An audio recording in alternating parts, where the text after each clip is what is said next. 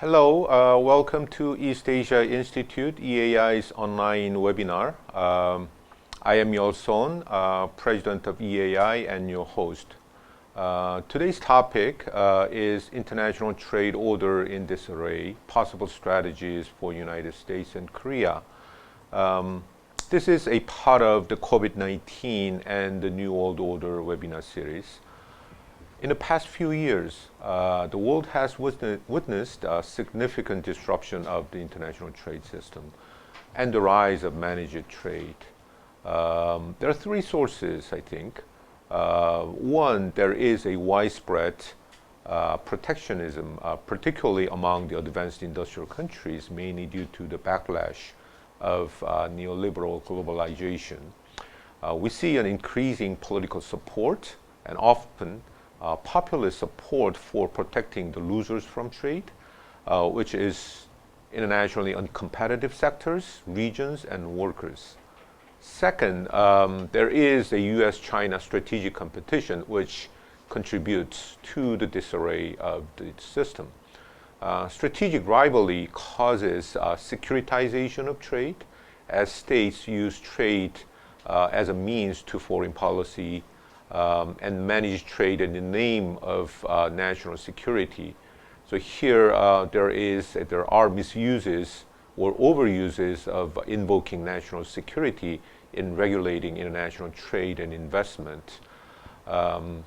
Finally, COVID-19, which draws our attention to the vulnerability in global value chain, which makes a national security problem as well.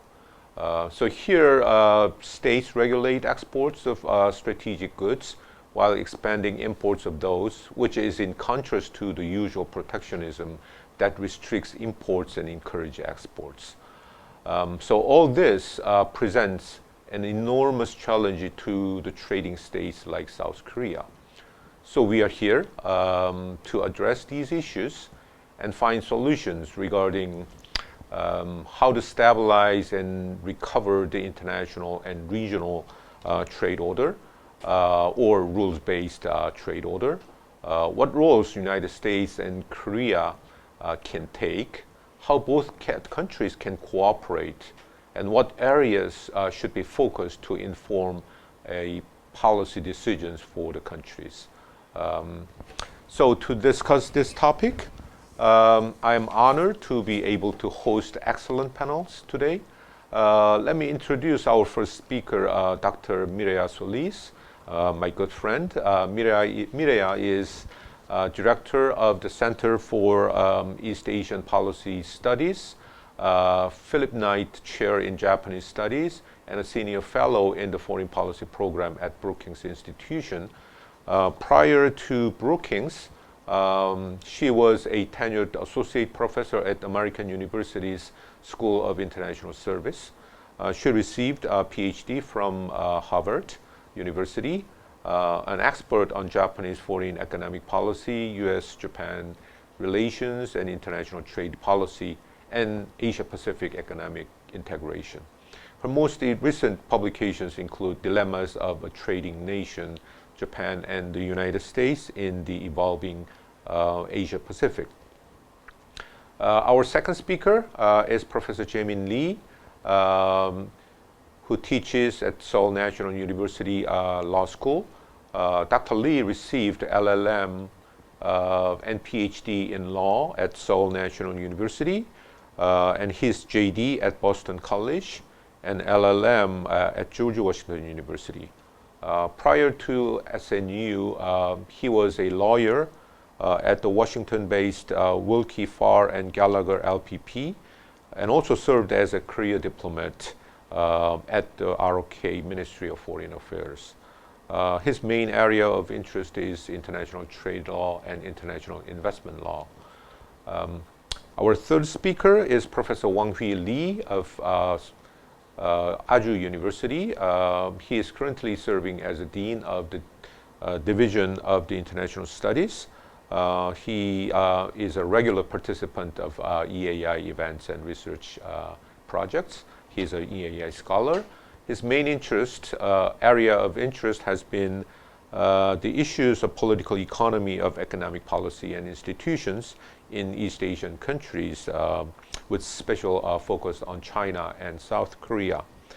His recent publications include Politics of Economic Reform in Korea, Pulling South Korea Away from Chinese Orbit, and Crisis Management of the COVID-19 Pandemic in South Korea, Taiwan, Hong Kong, and Singapore. Professor Lee received his PhD from London School of Economics and Political Science. Our moderator today is Dr. Tae-ho Park, currently president of the Lee & Co Global Commerce Institute. President Park had a distinguished career. He served as a Minister of Trade from 2011 to 13 and the Ambassador at Large for International Economy and Trade from 13 to 14. Prior to that, he was a long-term professor at Seoul National University, a leading scholar in international trade. Dr. Park also served the Vice President for the Korea Institute for International Economic Policy, KIEP, and an Assistant Professor of Economics at George Washington University. I'm really honored to be able to invite President Park as today's moderator. So now over to you, President Park.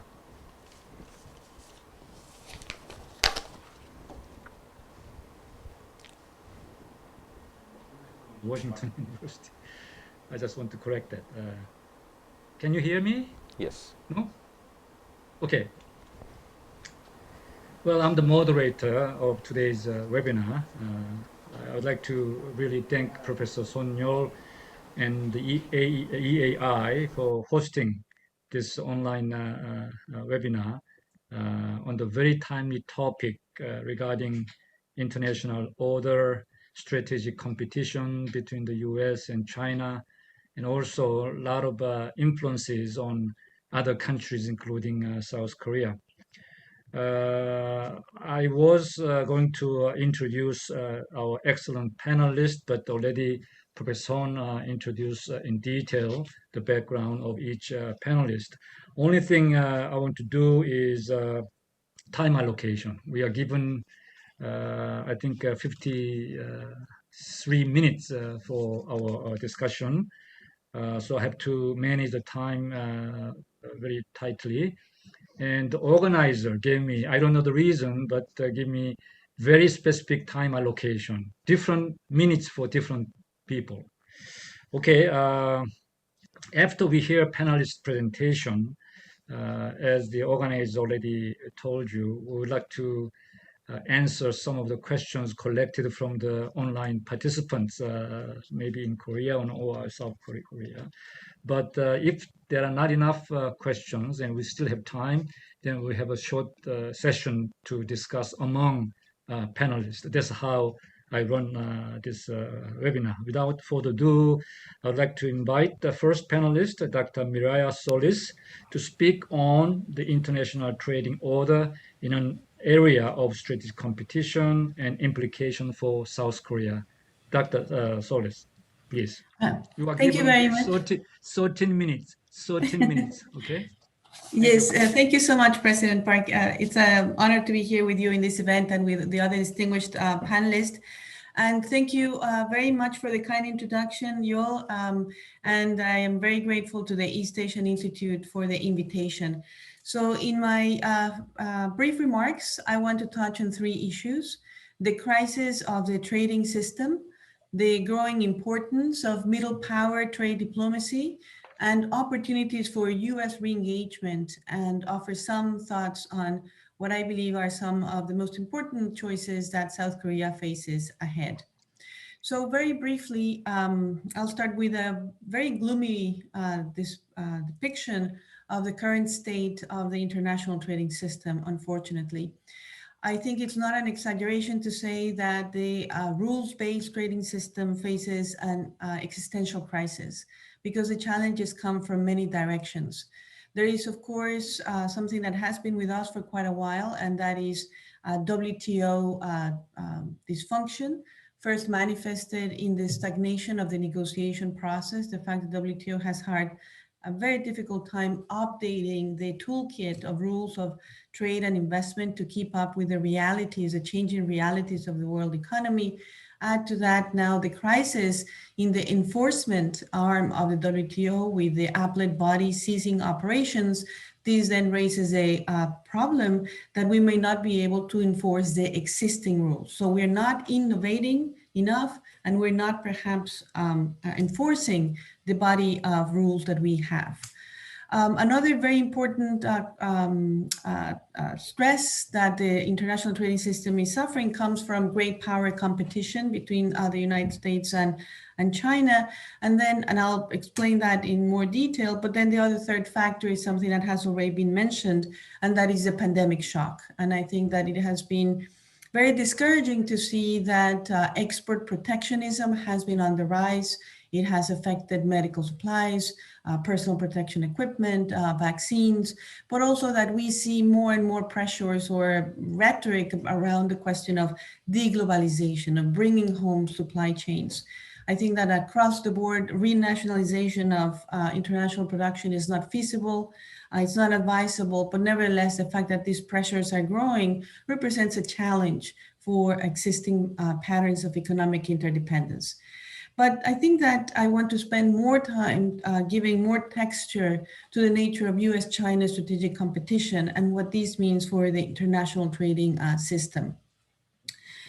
In my mind, China's recommitment to a state capitalism model to achieve self-sufficiency in high-tech sectors and the sectoral restrictions it imposes on foreign direct investment, practices such as forced technology transfer and digital protectionism have created great strain on the trading system.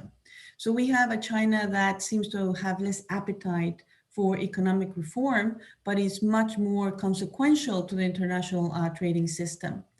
On the other hand, the United States has had some quite tumultuous years, to be quite frank, and the Trump administration embraced the notion of America first and pursued an America first trade policy, which had profound consequences given the significance of the United States in the trading system.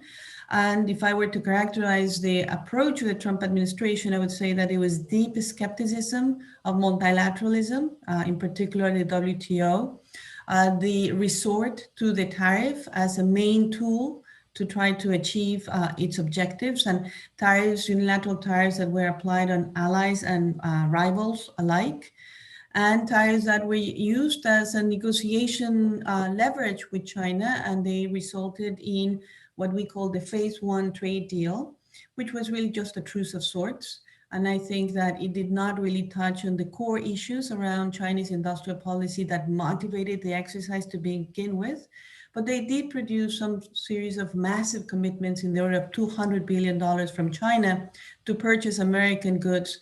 And these commitments were unrealistic, but also trade diverting. So again, the rules-based trading system took a hit. And add to that, one other thing that we saw frequently during the Trump years, and is not going away, is the use of the so-called national security tariffs. They were applied to metal and aluminum.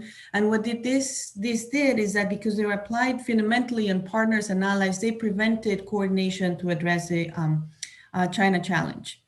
The United States has been concerned with the leakage of critical technology to China and therefore has adopted many defensive economic measures, tighter screening of foreign direct investment. There is a revision now underway on the export control regime to cover foundational and emerging technologies.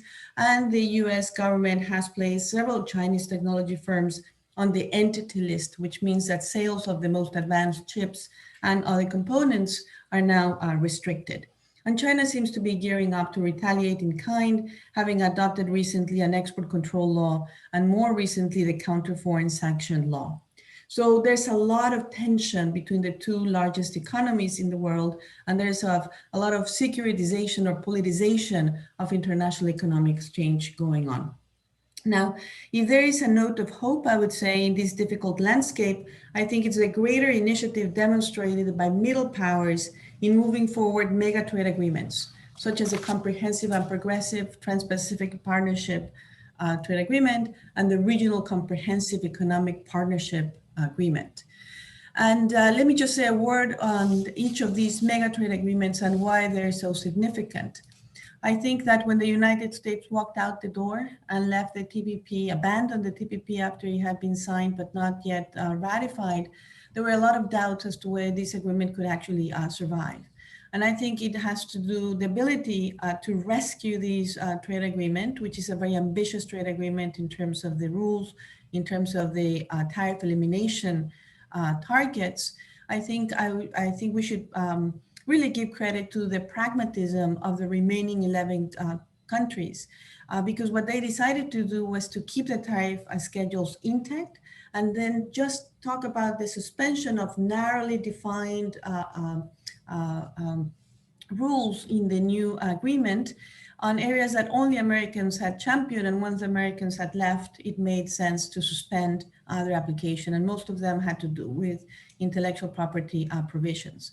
Now, why is the TPP so important? I would make the case that it's for middle powers now, it provides a way to hedge against the adverse trends of Chinese mercantilism and US retrenchment. And the question that the CPTPP now faces is its potential growth. And the promise of this agreement has always laid on the fact that it's geared to expand, to bring new members. Now, it is the UK who has now been the first country to formally initiate the accession talks. And I think this would give us a good sense of how the process will work out, if it's nimble enough to bring other members. And there is some signals coming from China that they're also interested in joining the CPTPP. I would be very positive about such development if China was willing to really abide by the high standards of the CPTPP. But to be quite frank, I'm not seeing that appetite for far-reaching reform the way in which we knew that China wanted to use, say, the accession to the WTO to leverage significant change for the domestic economy.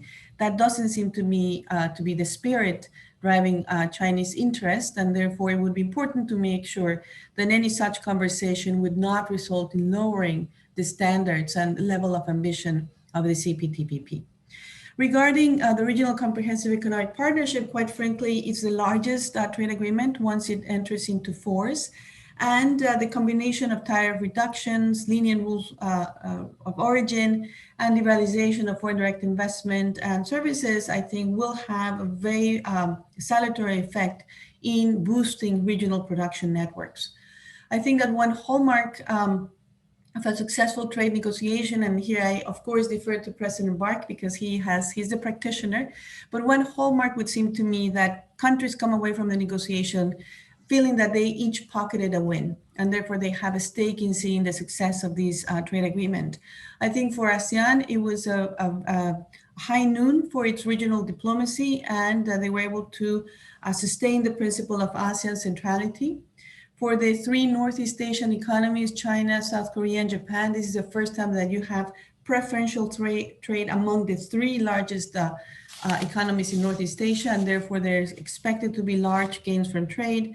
But I think that even though China was not the main driver of these negotiations, China accomplished a lot because it did not have to surrender many of its tools of industrial policy, and nevertheless it blunted this narrative that the world is decoupling from China. Hard to make that case when China is part of the largest trade grouping in the world. Now, the common denominator between CPTPP and RCEP is that the United States is not there. And that is, of course, a great problem for the United States. I think that the challenges that the United States faces is marginalization from the regional economic architecture and a need to boost its credibility after abandoning the CPTPP. I think there's a lot to like in the Biden agenda in terms of focusing on boosting the domestic safety net, thinking about infrastructure, thinking about domestic competitiveness, relaunching or nurturing alliances and partnerships. But there's one big gap here, one gaping hole. We don't have a proactive trade strategy going forward. So I think that there's plenty of things that the United States and South Korea could do together in terms of coordinating to boost supply chain resilience, in terms of negotiating digital trade agreements, in terms of thinking about COVID response. But I think at the end of the day, the United States should find its way back to the CPTPP, and I think that South Korea should do as well. My last observation, because I don't want to abuse the time given to me, is as follows. What are the implications of all these trends for South Korea? I would say that as an open, technologically advanced trading nation, South Korea's stakes in the preservation of the rules-based trading order could not be higher. And to that end, as I said before, South Korea could cooperate with the United States in ensuring the viability of supply chains, disseminating rules on the digital economy. But there's one area where my advice is going to be for our South Korean friends to go ahead of us. I would recommend exploring and joining the CPTPP. I don't see the United States making any decisive move on that front. Trade Promotion Authority expired last week. Nobody seemed to complain. And that's why I think that it would be good to add the heft of South Korea to the CPTPP, and that could increase incentives for the United States. Thank you very much. Well, thank you, Dr. Solis. You also speak, very within the time limit, so that we can move on very efficiently for our webinar. I now invite Professor Jae-min Lee to speak on reassessing CPTPP in the changed global trading landscape. Professor Lee, I'll give you 8 minutes, please. Thank you. Thank you, Minister Park. I also would like to thank East Asia Institute and President Sohn for organizing this event and inviting me for this very important topic. I just would like to share what was just explained by Dr. Solis. I to share the views and conclusions that Dr. Solis just mentioned. Perhaps I could add a couple of things to invigorate our discussion today. First of all, with respect to the WTO, I think now, using the term Dr. Solis just used, we are now at the stage of existential risk for the WTO and multilateralism, and we should do something specific and very fast. And MC12 is coming up soon in December, and that will be a critical point, a critical moment for the global community to find some signs of restoring multilateralism. I think perhaps we should focus on just easy things, not the difficult things, just easy things to send the message that WTO is now at least working to find some solution. Just perhaps 2 things. Number one, again, as Dr. Solis mentioned, I think the first issue is and should be how to restore the function of the appellate body. Still, there's a long way to go, and now nobody's there in the 7-member body. There's nobody's left for the appellate body, and it is critical to find a compromise solution to restore the appellate body and resume the function of the appellate body by appointing 7 members for the restoration of the function of the appellate body as soon as possible. I think that's the first thing that we should focus on. It will be difficult, but still that seems to be something doable as long as the states and the members of the WTO can find some compromising ground reflecting the concerns of the United States, which are well known by now, and the concerns of other countries such as EU, Japan, and other countries as well. I think some compromising ground can be found. Secondly, I think we should focus on the fisheries subsidies. I understand that the negotiations on the fisheries subsidies are the most advanced at this stage. And this is the area where states have the strongest commonality, so to speak, in finding the final end game. If that is the case, then perhaps the WTO members can focus on fisheries subsidies and finalize it at least at the MC12 stage. So perhaps if we can do at least those two things, then those two things can provide some meaningful seeds to revive the discussions and the debates on how to reform the WTO for the future, including industrial subsidies and all those important subjects. So perhaps those two things could be the priority issues for the time being, in my view. And in the meantime, again, let me underscore the issue Dr. Solis just mentioned, which is middle power and the role of the CPTPP and CEP. Well, with respect to the CPTPP, Korea is now trying to join the CPTPP sometime soon.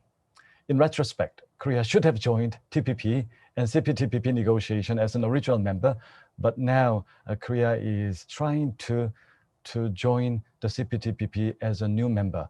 And there are many questions to be answered in that process. And again, as a trading nation and as a state which supports strong multilateralism, I think CPTPP is a good option for Korea. It's a mega FTA along the Asia-Pacific region. And I would think Korea should join CPTPP if at all possible. In the past, and now more than so now, because of the faltering multilateralism and the bleak situation at the WTO, I think CPTPP is a good option for Korea to pursue at this stage. At the same time, the question is the admission fee or the membership fee. It could be an easier accession, but it could be a very difficult accession for Korea. If you look at the accession protocol, accession document annexed to the CPTPP, it is almost identical to the WTO accession process, very lengthy, and it basically requires the agreement from 11 existing members, which could be quite tricky for Korea, considering Korea-Japan situation, and also considering the failed FTA between Korea and Mexico, and also considering all the outstanding issues that Korea has had with respect to its FTA partners of the past decade. So all those issues possibly could come up in the accession process for Korea. So Korea's situation, I think, is different from UK. So Korea has FTAs with 9 out of 11 states of CPTPP members, and those bilateral issues could come up in the Korea's accession process. And the question mark is how to deal with those issues, how Korea will deal with those issues, and how other countries will put those issues on the table for the accession process. So there's a big question mark for the membership process and membership fee. Hopefully, 11 states and Korea can find a solution and find a mutually beneficial solution for the membership of Korea, but that could be a lengthy and difficult process for Korea, I think.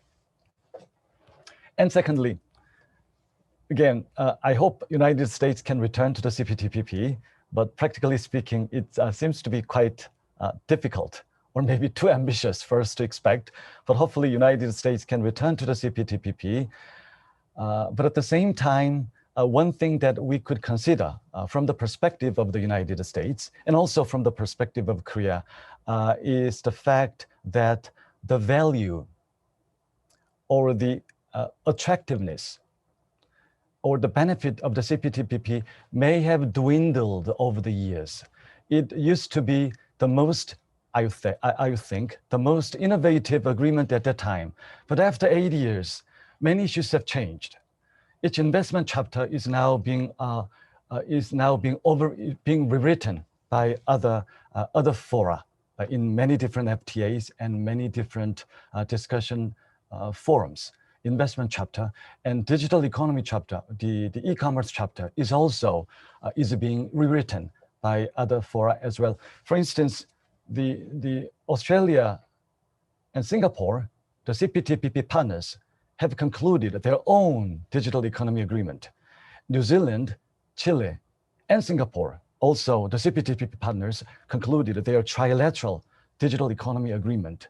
That could signal that the CPTPP's e-commerce chapter is not as elaborated or as updated as to be able to address the current the tasks, the current difficulties the countries are facing in the area of digital economy.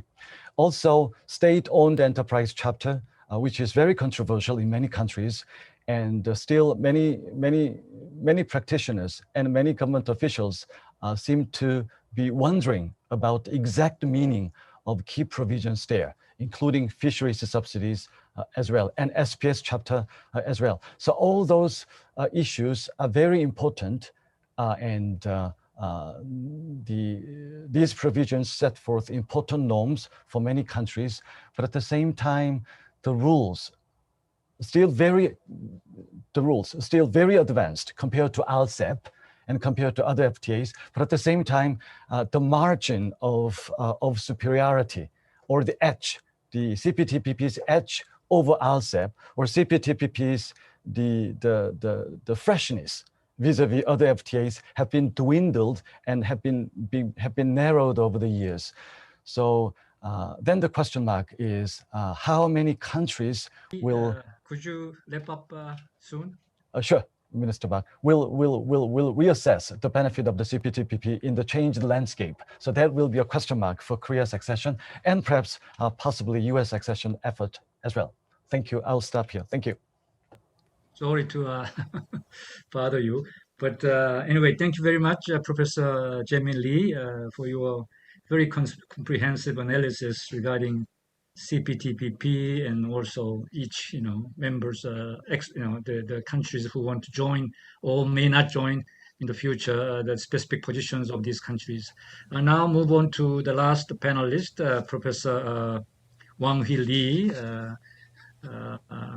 I think he will talk about the various issues related to U.S.-China strategic competition, WTO reforms, CPTPP, South Korean strategy. Maybe he's wrapping up all the discussion we have so far. Professor Lee, please, you have 8 minutes. Yes, thank you very much for having me, and Mr. Minister Park and President Yul Sohn. Actually, the EAI gave me 4 questions, and I will reply them one by one. And let me be clear that by and large, I totally agree with Dr. Mireya Solis and Professor Lee Jae-min. But because I'm a political economist, and I will highlight the strategic aspects of the international trade. Okay, let me start with the first question, the impact of the US-China strategic competition in the global and regional trade order. I think that in terms of trade balances, so far, the trade war has no significant impact.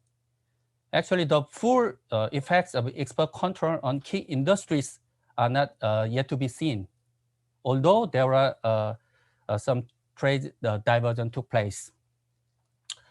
In terms of trade balances, I think the impact of the COVID-19 pandemic has much more visible in the early stage when the United States and China imposed lockdown on key industrial areas. And I expect that it will take a long time for the United States to shift its supply chain away from China.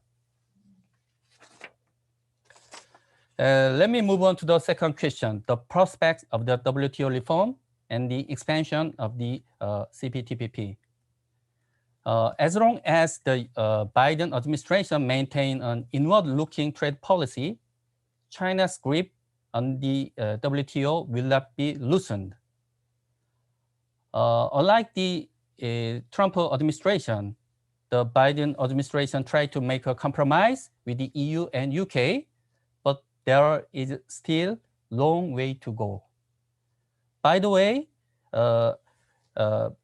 as Dr. Miriam Solis mentioned, at the APEC summit in November 2020, Chinese President Xi Jinping said that China favorably considered joining CPTPP.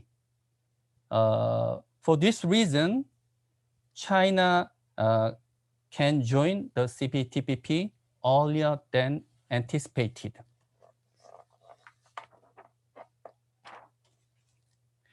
And when it comes to the third question, I think there are broad consensus on its positive effect of the CPTPP.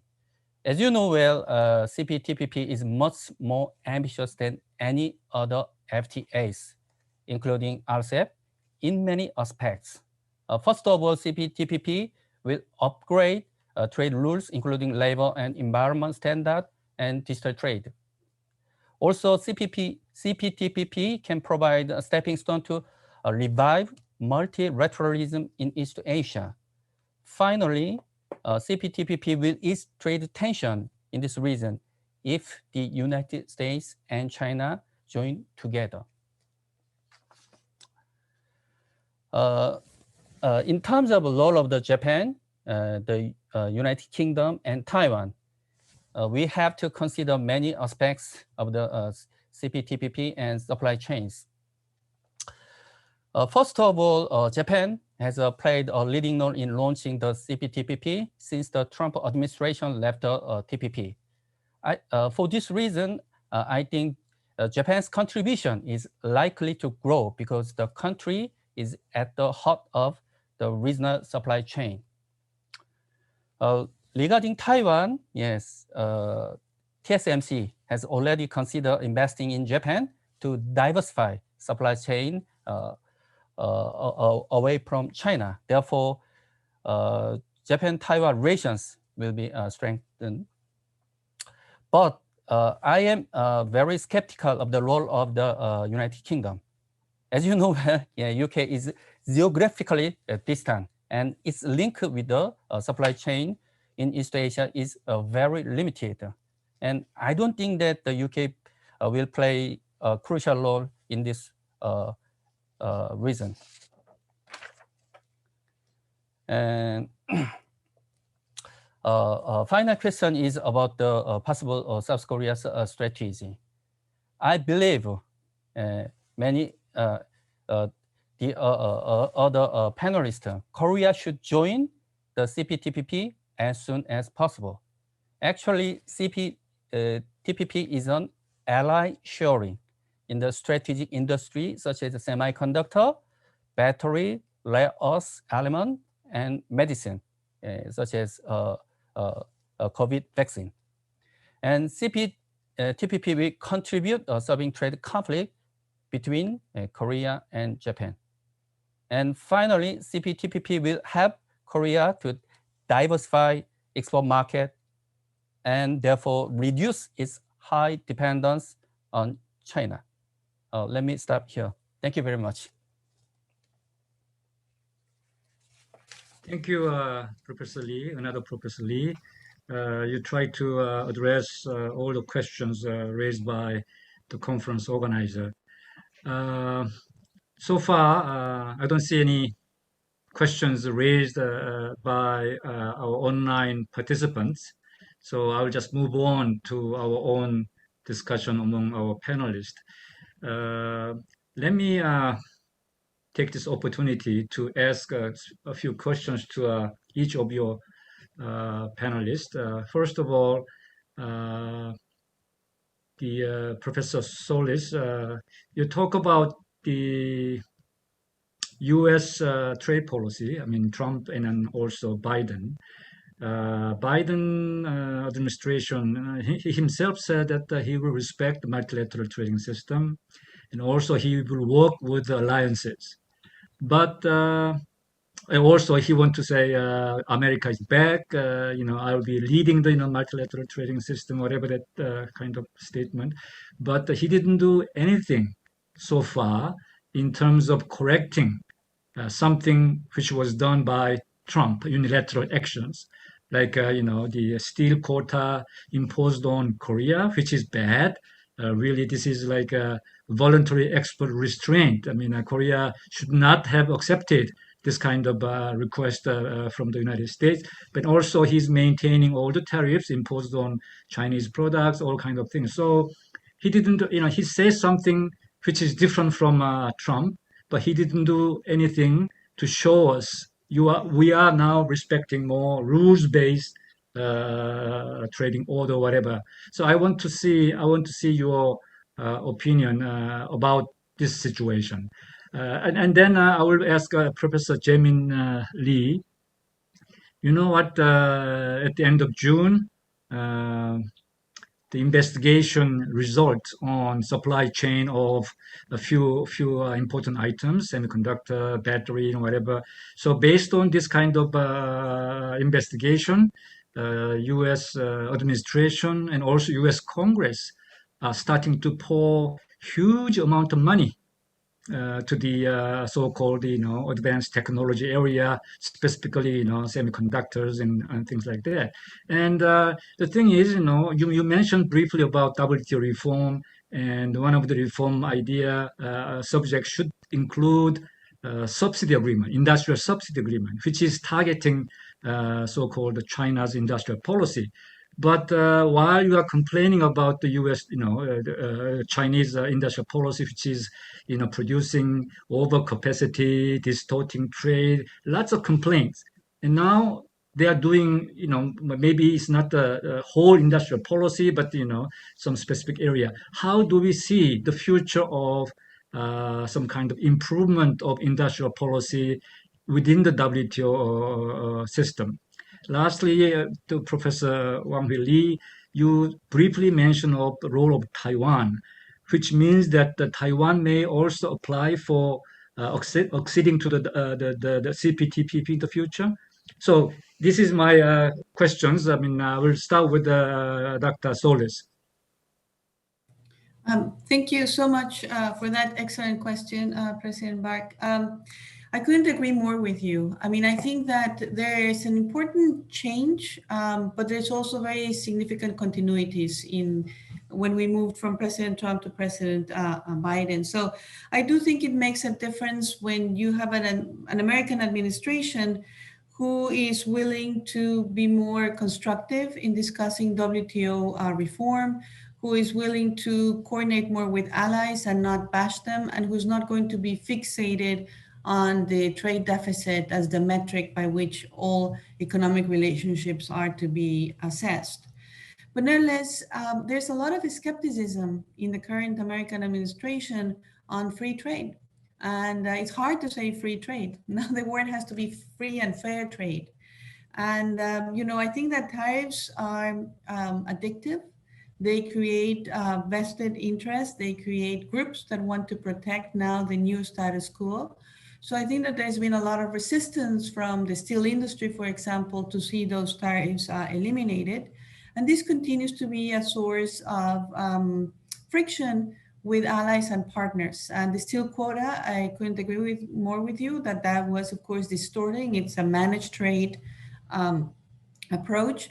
With the Europeans, there have been some improvement recently on trade talks on subsidies for aircraft manufacture, but they have not yet found a way to eliminate the so-called 232 tariffs on aluminum and steel, with talks still ongoing.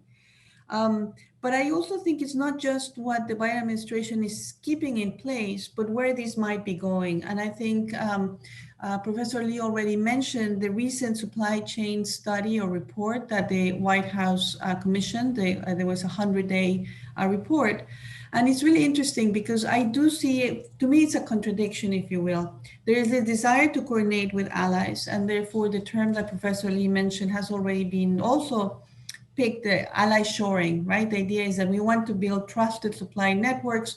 Therefore, Korean companies, Japanese companies, Taiwanese companies are companies that we should be doing more business with. But on the other hand, in the same report, you have a lot of the same spirit of, us first, with the Buy America provisions that are highlighted there, with a fast, what they call trade enforcement strike force, something to that nature. And at the end of the day, I don't think that these tensions are being resolved. And it's important, if we really want to build relations of trust, that we send a message that we do not believe that trade agreements have been used unfairly always.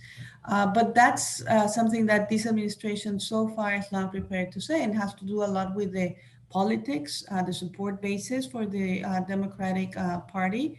But I also think it's important that the American president goes to the region and hears from leaders as to how, without this, it's very hard to compete with China if you're not going to be talking about, let's sit at the table. And my last point, this administration, when they think about trade, they're thinking a lot about labor standards, about eliminating forced labor from supply chains, and promoting a race to the top. I don't think you can do that if you're not at the table. And therefore, it's important to put the weight of the American market to make sure that these rules and these disciplines can really be adopted more broadly. Thank you, Dr. Solis. How about Professor Jae-min Lee? Thank you, Minister Park. Thank you for the very important question. That's right.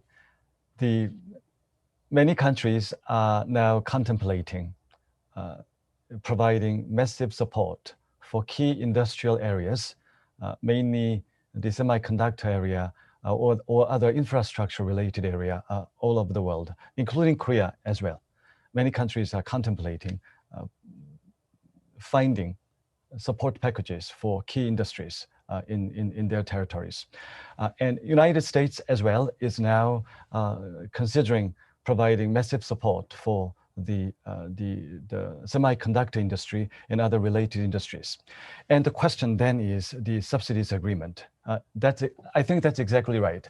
I think the problem for now, for the WTO and for many countries now, is that the subsidies agreement of the WTO is outdated. Most importantly, the fundamental problem of the subsidies agreement of the WTO now is that it does not have a carve-out for legitimate governmental industrial policies. So be it COVID-19 emergency measure, or core industry support measure, or environmental protection measure, there's no carve-out, at least legally, in the subsidies agreement. And that absence has raised concerns and has fostered disputes among many states. And to some extent, the US-China dispute is also triggered by the absence of the norms. On the one hand, United States is complaining about China's industrial policy. On the other hand, China is making its own argument. And then the question mark and the repeated mantra is that my support is okay, but your support is a problem. That type of approach has raised concerns over the WTO's subsidy regime. And I think that regime should be changed. And I think that issue is already being addressed by the United States and the EU and Japan to carve out and to elaborate the subsidy norms in the WTO agreement in a way that can distinguish good subsidies and necessary subsidies and bad subsidies, so as to address the concerns of the states. But in the meantime, the current agreement applies, and the support measures of the United States and support measures of other countries could be problematic, at least legally, under the current legal prism. That is a problem, I think. Thank you. Sorry, thank you very much. But you already mentioned that the WTO should start with the easy subject. I raised a very important difficult subject. Given the decision-making mechanism of the WTO, it will be awfully difficult in the future to make any changes on subsidy issues. Let me now turn to Professor Wang-Hee Lee. How about Taiwan's position? Yeah. Thank you for raising a very interesting question, Minister Park. Actually, yeah, because after the semiconductor shortage, Taiwan is very hot. Everyone is talking about TSMC, Taiwan Semiconductor Manufacturing Company. As you know well, yes, because of the political sensitivity, Chinese scholars or bureaucrats have no mention on Taiwan. One China policy constrains every relation with Taiwan at the moment. The best example is a dual circulation strategy, presented by the Xi Jinping last year, but there is no mention of Taiwan. This is a political reality. But yeah, in terms of economics, yeah, there is a very different story. Actually, yeah, Taiwan is the largest importer to China in 2020. Before then, yes, Korea had been the largest importer from 2013 to 2019. That means that yes, Taiwan play a crucial role in almost every Chinese industries, especially TSMC. China's industry cannot survive, I think, without Taiwan semiconductors. In this respect, yes, I think China have every reason to strengthen, not reduce, its supply chain with Taiwan. That means, yes, I think there is some possibility for Taiwan can to join CPTPP sooner or later. Yeah, that's my answer. Thank you.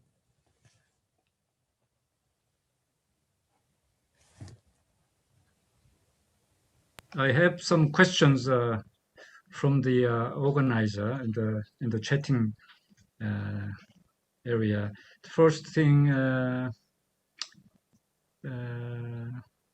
this question is to me regarding the CPTPP negotiation process for Korea. Actually, Professor Jae-min Lee mentions Korea's position. Even until last year, our official position of the Korean government was very uncertain. They didn't show any positive or definite kind of positions at that time. But when Biden administration comes in, Korea's position changed a little bit into more positive direction. But still, they don't decide whether they really apply for official, membership to the CPTPP. So still, Korea is considering because there are many issues. Jae-min Lee, Professor Lee mentioned about the agricultural issues and automobile issues, facing the Japan-Korea relations. So given this kind of difficulties, how can Korea do something so that we can join the CPTPP? I think, out of 11 existing CPTPP members, we have FTA, bilateral FTAs with 9 countries except Japan and Mexico. Mexico all along doesn't want to have FTA with Korea. That's my own experience. They don't feel like any benefit having FTA, bilateral FTA with Korea. But CPTPP is different. So what I'm saying is here, even though we may face some difficulties, this can be overcome. We already give a lot more market access for agricultural product to United States. Why not give the same kind of access to Canada or Australia? It's not really difficult. We can talk about this, and also for our agricultural people, we can give some support when we join the CPTPP. And second, they are worrying about our automobile sector. If you lower the tariff to Japanese automobile export to Korea, we will be hurt. But already through Korea-US FTA, Japanese auto companies manufacturing in the United States, they're coming into Korea without tariff. So it's also we can talk about this, but technically we can resolve the issue. And what about the political sensitivity between Korea and Japan? I think because of that, we should use non-economic area to promote our relations, which means that the non-economic area means CPTPP is more economic area, not political area. So this is a way for Korea and Japan to move toward more like a more friendly or more normal kind of relationship rather than keeping the country from each other, talk about political issues. So I think CPTPP. I sometimes wrote an article in the newspaper. I said that even though we want to join, we cannot join right away. At the least, we can apply officially, just like the UK did, to the CPTPP new membership, and then wait, and then go for the individual process, negotiation process. If these existing members are imposing too much kind of prices, then we can say, oh no, we cannot join you because it's extraordinarily too much burden to Korea. But the thing is, CPTPP members should consider the benefits out of Korea's joining to CPTPP because Korea is the ninth largest trading nation. Korea joined the CPTPP, make significance of the CPTPP much higher. So I think both party has a mutual interest. So that I hope Korea can join soon. Maybe this government may apply for the membership officially or wait for the next government. I don't know, but as a trade expert, we have to do this kind of thing. I spent too much time. We have only 4 minutes left, but there are some other questions. Especially the Professor Wang Hee Lee mentioned that maybe China joined the CPTPP, but we don't want to take too much time. But China's accession to CPTPP, China shows some interest, but this realistically is far from the real kind of option because China cannot join the CPTPP at this moment, but they just show some kind of interest. Well, we have 4 minutes left. I will give 1 minute to each panelist, just to give some impression or something. Starting with Wang Hui Lee, Professor.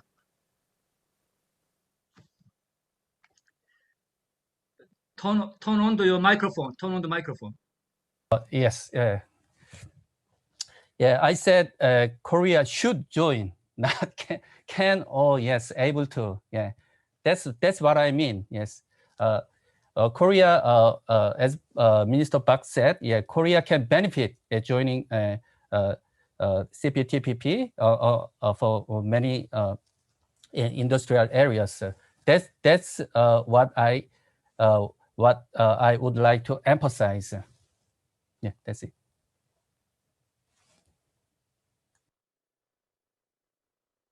Professor Jae-min Lee. Thank you, Minister Park.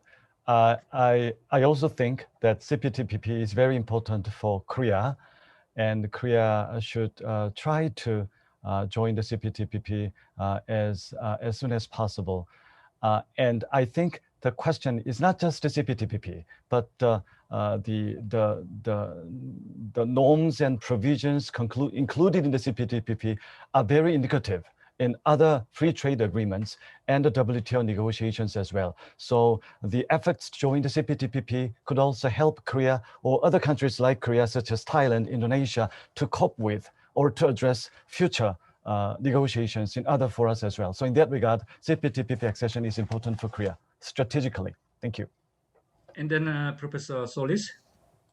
Thank you. Just a comment on, I found it very, very persuasive, your comments on Japan and South Korea in the context of CPTPP and how that membership in that trading grouping could actually help advance the bilateral relationship. I think that that is a very positive way to move things forward. I think if we were to define bilateral relations by just focusing on the issues where the tensions are very high, the divisions are very deep, it's very difficult to make progress. But if we think about economic integration, and advancing through the CPTPP, advancing also through plurilateral digital trade agreements.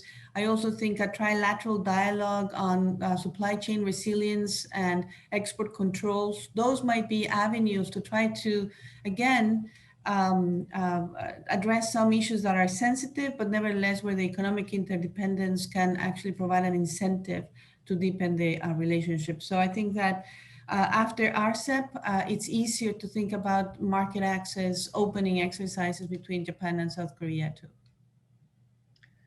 Okay, I think we use up all the time given to us. And there are, one very long question raised by the panelists, but I couldn't really respond to that question in more detail. I think we have very nice and productive or very realistic, kind of discussions for current trade issues, trade situation, where we should go.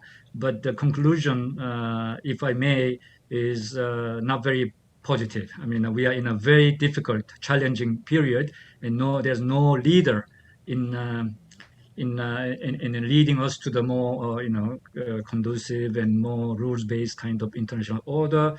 And especially, U.S. become much more political. I think the Biden administration will not do anything specific until the next year, November, midterm election. Maybe after that, maybe they are thinking about joining the CPTPP or something like that. Other than that, they want to do anything so that they can keep their major majority seats in the Senate and in Congress, all kind of things. This is a pity, but in the meantime, middle power countries like Korea and other Australia or Canada, whatever, they are doing something, even though we cannot make a huge challenge, a huge influences, but we can say something so that we can respect the multilateral trading system and the open regionalism or whatever. Well, with this, I want to conclude, but the organizer asked me to deliver this. One last thing is we ask the online participants to fill out a brief survey form regarding today's webinar, so that East Asia Institute can reflect these kind of comments for later or future webinar thing. Well, I want to say, I want to thank our panelists and also our online participants, and also I want to really thank those people who make this website webinar possible. Today's kind of webinar. Thank you very much. We'll conclude this. Thank you. Good evening, Dr. Solis. Okay. Thank you very much. Thank you. Thank you very much, Dr. Solis. Thank you. 고맙습니다. 고맙습니다.